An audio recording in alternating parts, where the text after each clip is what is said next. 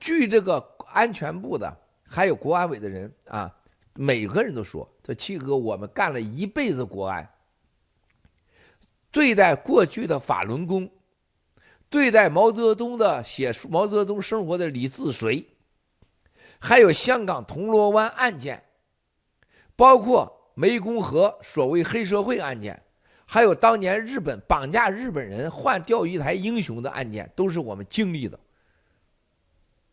啊，包括那个当时被见上个间谍金无代，加一起七哥也没有你个零头。我们全国上下，我们这系统啥也不干，就是要把你整回来。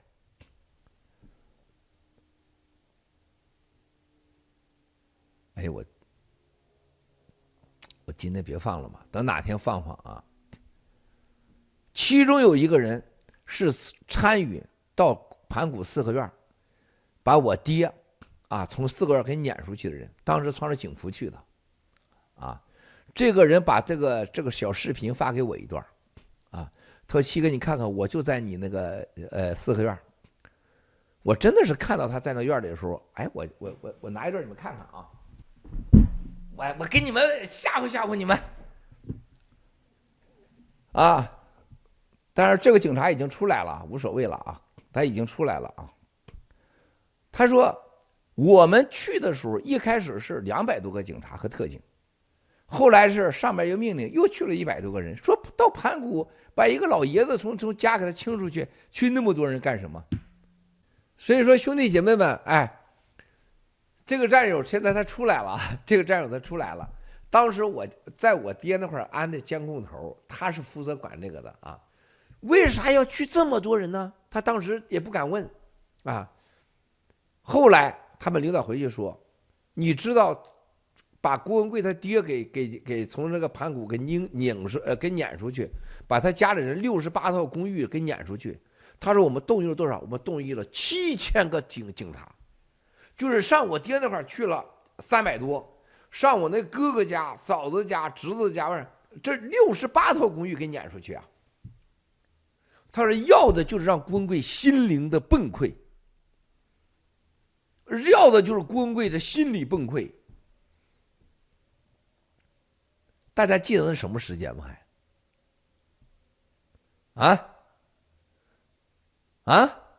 你们记得那是什么时间吗？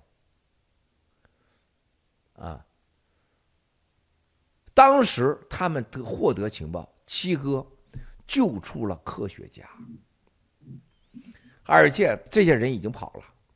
更重要的事情，他知道我们掌握了孙立军、吴晓辉这些人的卷宗啊，这些卷宗现在是跟某国在合作啊，我们也在查吴晓辉啊，还有是吧肖建华的海外资产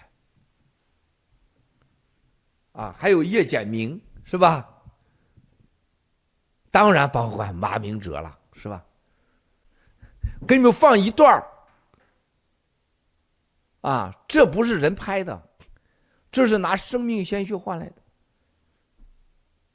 啊！当时所有抄家的时候，把这人撵到马路上的时候，最重要就说一句话啊，说你们给郭文贵打电话，让他停止现在的东西，把那些卷宗给销毁啊，停止和欧洲、美国合作，特别是欧洲议会啊。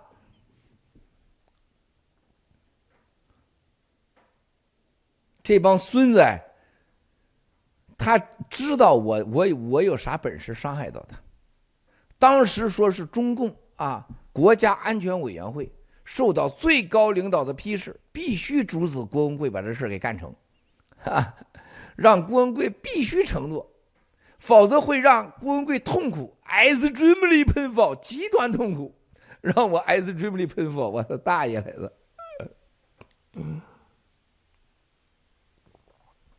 啊，是这个吧？对，没声音，这个没声音的，对，不用声音。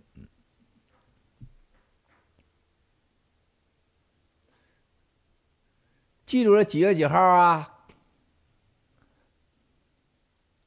看着啊，看着啊，还有一个啊，有人的，哎，这对，你看旁边全是特警、警察、国安这帮孙子哎！看看啊！等，太快了。对，看看啊！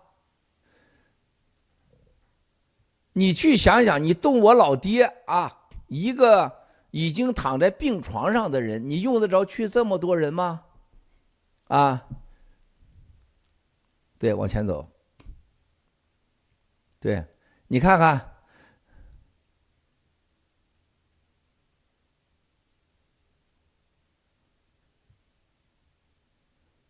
等我一下。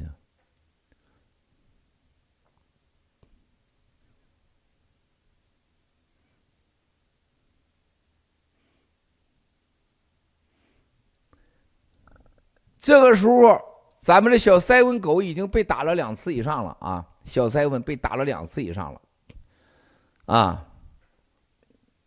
再来一个，还有一个呢，兄弟姐妹们，你去，我在让你们看到这个的时候，你去想想啊，对付我老爹，对付我的家人，一天68个家庭被撵到马路上去，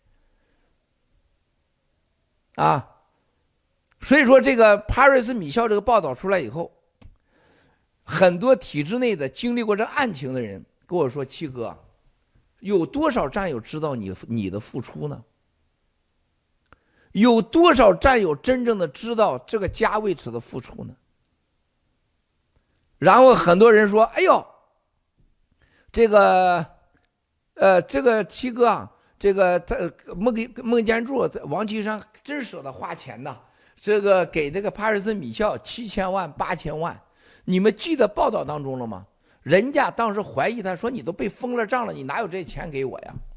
啊，还给我20-30亿美元。”大家知道这钱哪来的吗？你们谁想过，兄弟姐妹们？啊？你知道我爹为啥过世我难过呀？他养活了这8个儿子。老八因为对抗共产党，啊，被他们给枪杀，然后我又给他把他给扔在马路上，而且他眼见连他的狗都不放过，他被扔在了大冬天扔在马路上，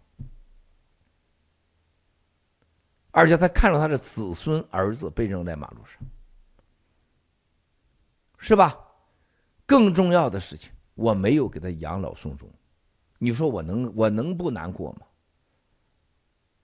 共产党非常清楚，把我爹扔在马路上会我带来什么，他就是要挑战我的心理，